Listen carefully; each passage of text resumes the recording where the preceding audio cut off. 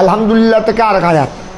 আবার আর কেউ কেউ বলেছেন না, বিসমিল্লাহ আয়াত পরবর্তী বেমা বাদাহা, বিসমিল্লাহর পরে কি আলহামদুলিল্লাহ রাব্বিল আলামিন, আলহামদুলিল্লাহ রাব্বিল আলামিন সহ মিলে বিসমিল্লাহ এক আয়াত। হতে এই জন্য বিসমিল্লাহ, যেহেতু আমার রসুল পাক সাল্লাল্লাহু আলাইহি সাল্লাম সবসময় সূরা ফাতিহা পড়ার পূর্বে কি পড়তেন,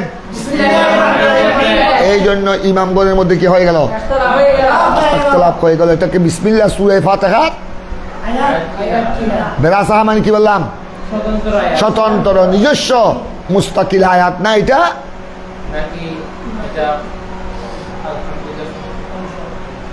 তখন হইদি বক বক করে নিয়ে না হই না পারে একতরফ সুবিন দখর উখতুলিফা এতক্ষণ কি ফাইলাম দে অমিন আজ লেখা উখতুলিফা ফি আন্নাকা আয়াতুন বেরাসাখা আও বেমা বাদাখা, এত শব্দ সুবিন দখর দেন আও বেমা বাদাখা। এই কারণে এই দুই হাদিসের আলোকে ইমামদের মধ্যে মতানৈক্য হয়ে গেল, ইখতিলাফ হয়ে গেল কি বিসমিল্লাহ এটা কি একটা স্বতন্ত্র নিজস্ব সূরা ফাতিহার আয়াত না, না আর তার বিসমিল্লাহর পরে যে আছেন আলহামদুলিল্লাহ রাব্বিল আলামিন, এটা এই আয়াতের সাথে মিলে এক আয়াত। এটা নিয়ে কি হয়ে গেল শাফিদের মধ্যে, এটা আমাদের হানিফিদের মধ্যে নয়।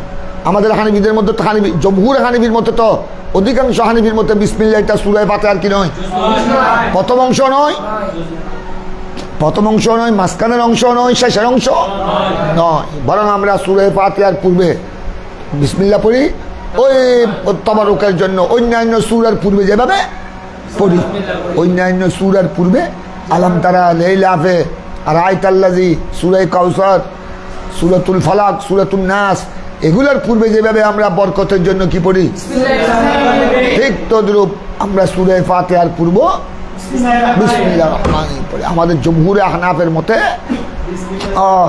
এটা সূরা ফাতিহার প্রথম অংশ নয়, মাঝখানের অংশ নয়, শেষের অংশ নয়। তবে শাফিদের মধ্যে কি হয়ে গেল, ইখতিলাফ হয়ে গেল কি বিসমিল্লাহ কি এটা সূরা ফাতিহা স্বতন্ত্র না, পরের সাথে মিলে এক আয়াত, পরের সাথে মিলে এক আয়াত।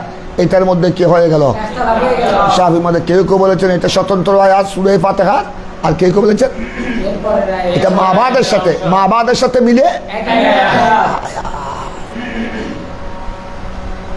তোমরা এবার মসলা বুঝেছ? এবার শোনো, ইমামে বাইজাবি শাফির পক্ষে, যেহেতু উনি শাফি মাযহাবের ইমাম, শাফি মাযহাবে কয়টা হাদিস পেশ করেছেন? এবার দলিল ইজমা, এবার ইজমা পেশ করছেন, ওয়ালা ইজমা 3 নম্বর দলিল এটা। কারণ তোমরা পড়েছ শরীয়তের দলিল কয়টি? কিতাবুল্লাহ, 1 নম্বর কোরআন, 2 নম্বর সুন্নাতুর রাসূলুল্লাহ, 3 নম্বর ইজমা। এখন তো বিসমিল্লাহ দে সূরা ফাতিহার আয়াত এবং অংশ বিশেষ, এটার উপর হাদিস 2টি পেশ করলেন ইমাম বাইজাবি। এখন পেশ করতেছেন বলে ইজমা, হয়তো এইটার উপরে ইজমা হয়ে গেছে, এইটার উপরে ইজমা হয়ে গেছে কোরআনে পাক নাজিল হওয়ার পর থেকে। আমার পেয়ারা রাসূলের উপর কোরআনে পাক যখন থেকে নাজিল হওয়া শুরু হয়েছে তখন থেকে ইজমা হয়ে গেছে আলা আন্না মা বাইনা দাফফাতাইন কালামুল্লাহ। দাফফাতাইন মানে তোমাদেরকে কি বলেছিলাম আগে, জামবাইন, 2 পার্শ্ব। হয়তো এইটার উপরে ইজমা হয়ে গেছে যে আলা আন্না মা বাইনা দাফফাতাইন, যে কোরআনে পাক के दोनों जानिब जो कुछ है, কোরআনে পাকের শুরু, প্রথম পার্শ্ব, শুরুর পার্শ্ব আর শেষ পার্শ্ব, 2 পার্শ্বের মাঝখানে যা আছে কালামুল্লাহ, সবগুলা কি কালামুল্লাহ। এইটার উপরে ইজমা হয়ে গেছে একদম সাহাবায়ে কেরামের যুগ থেকে এই পর্যন্ত।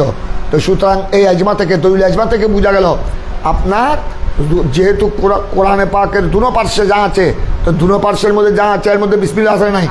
প্রত্যেক সূরার শুরুতে, সূরা বারাত ছাড়া, সূরা তওবা ছাড়া, প্রত্যেক সূরার শুরু করার আগে কি লেখা আছে? বিসমিল্লাহির রহমানির রহিম লেখা আছে। তো এইটাই কথার দলিল উনার ইমাম বাইজাবির মতে যে আপনার বিসমিল্লাহ এটা কি, এটা প্রত্যেক সূরার প্রথম অংশ। আমরা কি জবাব দিব? আমাদের পক্ষ থেকে কি জবাব দিব? ওইটার জবাব আমরা আগে দিয়েছি। ইমাম মুহাম্মদ বিন হাসান যেটা বলেছেন, এটা ইমাম মুহাম্মদ বিন হাসানের উত্তর। ওনাকে জিজ্ঞাসা করেছিল, ইমাম মুহাম্মদ বিন হাসানকে জিজ্ঞাসা করেছিল, তোমরা যেটা আনহা মানে আনিল বিসমিল্লাহ, আনিল বাসমালা, যে বিসমিল্লাহ শরীফ এটা সূরা ফাতিহার অংশ কিনা, তিনি এইটা উত্তর দিয়েছিলেন। হয়তো কালামুল্লাহর দুনো পার্শ্বের মাঝখানে যা আছে, তো এটা তোমাদেরকে আমি ওখানে জবাব দিয়েছি। এটার অর্থ কি? আমাদের হানিফিদের মতে এটার অর্থ হলো কালামুল্লাহকে বুঝার জন্য এটা বলেছেন। অর্থাৎ কালামুল্লাহর দুনো পার্শ্বে যা আছে এটা কালামুল্লাহ, কোরআনের দুনো পার্শ্বে যা আছে এটা কালামুল্লাহ। তার মানে অর্থাৎ দুনো পার্শ্বে যা লেখা আছে, আয়াত লম্বর লেখা আছে, ওয়াকফের কথা লেখা আছে, ওয়াকফেল আজম লেখা আছে, সেক্তা লেখা আছে, আয়াতের লম্বর লেখা আছে। আবার অনেক প্রত্যেক সূরার শুরুতে নাম আছে না, তোমরা পড়েছো তো, সূরাতুল ফাতিহা মক্কিয়াতুন, সূরাতুল ফাতিহা মক্কিয়াতুন আও মক্কিয়াতুন ওয়া মাদানিয়াতুন ওয়া আয়াতুহা সাবু আয়াত। সূরা ফাতিহা মক্কিয়া, আরেক কল হলো এটা মক্কা মক্কিয় মদনীয়, এটার আয়াত সংখ্যা এটাও লেখা আছে না সূরা সূরা। তো তাই বলে কি ওইটাও কি কোরআনে পাকের আয়াত হয়ে গেল? ওইটা লেখা হয়েছে কার জন্য? আমাদের তালাওয়াতকারীদের সুবিধার জন্য, যে আমরা যেন ওইটা দেখে বুঝতে পারি এই সূরার নাম এটা, এই সূরার এই নাম, আর এই সূরাতে এত আয়াত আছে। কথাটা বুঝছো? তো কোরআনে পাকের মধ্যে যেভাবে প্রত্যেক সূরার শুরুতে বিসমিল্লাহ যেভাবে লেখা আছে, ওইটা তো লেখা আছে। প্রত্যেক সূরার নামও তো লেখা আছে না? প্রত্যেক সূরার নাম মক্কিয়া না মদনিয়া এটাও লেখা আছে। আবার আয়াতের সংখ্যা কত ওইটা তো। বিসমিল্লাহ লেখা থাকার কারণে কোরআনে পাকের ভিতরে প্রত্যেক সূরার পূর্বে সূরা তওবা ছাড়া বিসমিল্লাহ লেখা থাকার কারণে যদি এটা কি হয়ে যায়, প্রত্যেক সূরার যদি কি হয়ে যায়, অংশ হয়ে যায়, তো এখন সূরাতুল বাকারা, সূরাতুল আল ইমরান, সূরাতুল আরাফ, এই সূরাতুল ফাতিহা মক্কিয়াতুন, ওইটা তো আয়াত হয়ে যাবে। তখন তো সূরা ফাতিহার আয়াত 7টি হবে না, 8টি হয়ে যাবে। ওইটাকে যদি আয়াত ধরা হয় তখন কি হয়ে যাবে? সূরাতুল ফাতিহা মক্কিয়াতুন আও মক্কিয়াতুন ওয়া মাদানিয়াতুন ওয়া আয়াতুহা সাবু আয়াত, এটা গোড়ামিল একটা কি হয়ে যাবে। তো এই জন্য সূরা ফাতিহা আবার কোরআনে পাকের দুনো পার্শ্বে মা বাইনা দাফাতাইন, দুনো পার্শ্বে যা লেখা আছে এইটার অর্থ হলো এগুলি কোরআনে পাকের জুস, সূরার আয়াত, সূরার অংশ বিশেষ এটা নয়, বরং এগুলি লেখা হয়েছে কারীদের কি জন্য? কোরআনে পাকের অনেক কিছু, কোন সূরার কত আয়াত, কোন সূরা মক্কিয়া, কোন সূরা মদনিয়া, এগুলা বুঝার জন্য। অর্থাৎ কোরআনে পাকের স্বার্থে লেখা হয়েছে, যেন পড়ার সময় কোরআনে পাকের তেলাওয়াতকারীর জন্য যেন একটা কি হয়ে যায়, নিদর্শন হয়ে যায়, এটাই অর্থ। ওয়ালাফাক ওয়ালা ইসবাতাহা ফিল মাসাহিফ মাল মুবারাকা ফি তাজরিল কোরআন হাত্তা লাম ইউক্তাবা। আমি এখন ইমামে ভাইজাবি আরেকটা যুক্তি দিতেন, হয়তো বলে অফাক মানে ইত্তেফাক, অফাক মানে কি বলবা, ওই মুআফিক ইত্তেফাক। হয়তো গোড়া সাহাবায়ে কেরামের জমানা থেকে এই পর্যন্ত সমস্ত আহলে হক ইত্তেফাক হয়ে গেছে। অফাক মানে কি বললাম, সমস্ত আহলে হক সবাই কি হয়ে গেছে, ঐক্যবদ্ধ হয়ে গেছে। আলা ইসবাতাহা, আলা ইসবাতাহা হার মর্যাদা বুঝছো, হার মর্যাদা বিসমিল্লাহ, আলা ইসবাতাহা হার মর্যাদা কি, যে বিসমিল্লাহকে ফিল মাসাহেফের বহু বচন, কোরআনে পাকের নুসখা পাণ্ডুলিপি, যে কোরআনে পাকের পাণ্ডুলিপির মধ্যে কোরআনে পাকের যত হাজার পাণ্ডুলিপি আছে, হাজার হাজার পাণ্ডুলিপি, প্রত্যেক পাণ্ডুলিপির মধ্যে বিসমিল্লাহকে কি করা, ইসবাত মানে সাবেত রাখা, বিসমিল্লাহকে সাবেত রাখা, কথা সংরক্ষণ করা। এইটার উপর সাহাবায়ে কেরামের জমানা থেকে এই পর্যন্ত সমস্ত আহলে হক কি হয়েছে, ইত্তেফাক হয়েছে, যে কোরআনে পাকের মধ্যে যেভাবে সূরা ফাতিহার 7টি আয়াতকে যেভাবে সাবেত রাখতে হবে, ওদের বিসমিল্লাহকে প্রত্যেক সূরার শুরুতে কি রাখতে হবে, সাবেত রাখতে হবে। সাবেত মানে সংরক্ষণ করতে হবে, লিপিবদ্ধ করতে হবে। এটার উপর গোড়া সাহাবায়ে কেরামের যুগ থেকে এই পর্যন্ত সমস্ত আহলে হক, আহলে সুন্নাহ ওয়াল জামাত কি হয়েছে।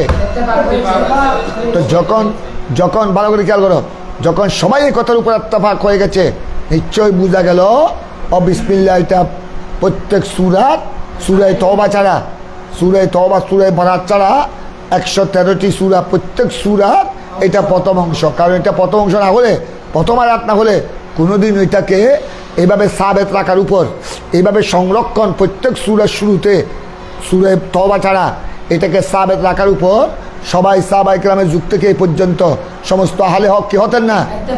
ইত্তেফাক হতেন না। অথচ দেখো মাল মুবালাগা, অথচ ইমামগণ যুগ যুগ ধরে মুবালাগা করেছেন। ফি তজরিদুল কোরআন, অর্থাৎ কোরআনকে খালি করা। জাররাদা ইউজারিদু তজরিদ, তজরিদ মানে কি? ওই তোমরা মুজাররদ পড়ে না, মুজাররদ, ওই শাহজালাল মুজাররদ এমনি, মুজাররদ এমনি ওনাকে মুজাররদ বলা হয়। মুজাররদ মানে বিয়ে শাদী করে নাই, বিয়ে শাদী থেকে খালি, ছেলে সন্তান থেকে খালি। ঠিক তো করে মাল মুবালাগা, ইমামগণ মুবালাগা করেছেন। মুবালাগা মানে জোর দিয়েছেন, ইমামগণ জোর দিয়ে বলেছেন ফি তজরিদুল কোরআন, কোরআনে পাককে কি করার ব্যাপারে? কোরআনে পাককে খালি করার, খালি মানে গায়ে কোরআন থেকে, কোরআনে পাককে গায়ে কোরআন থেকে, যেটা কোরআন নয় এটার থেকে কোরআনে পাককে কি করার জন্য?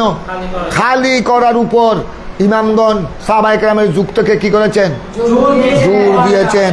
হাত্তা লাম ইউক্তাবা আমিন, এমনকি কোরআনে সূরা ফাতিহার শেষে আমিন পর্যন্ত লেখা হয় নাই, লেখা হয় নাই। আমিনটা সূরা ফাতিহা শেষ করে, সূরা ফাতিহা শেষ করে আমিন বলাটা সুন্নত, কিন্তু এটাকে কোরআনে পাকে কি করা হয় নাই? লেখা হয় নাই। কেন লেখা হয় নাই? যেহেতু আমিন এটা কি নয়, কোরআনে পাকের অংশ, সূরা ফাতিহার জুজ। এই জন্য সাহাবায়ে কেরামের যুগ থেকে এই পর্যন্ত, একদম কোরআন সংকলনের সময় থেকে এই পর্যন্ত সবাই ইজমা হয়ে গেছে যে কোরআনে পাকের মধ্যে আমিনকে লেখা যাবে না।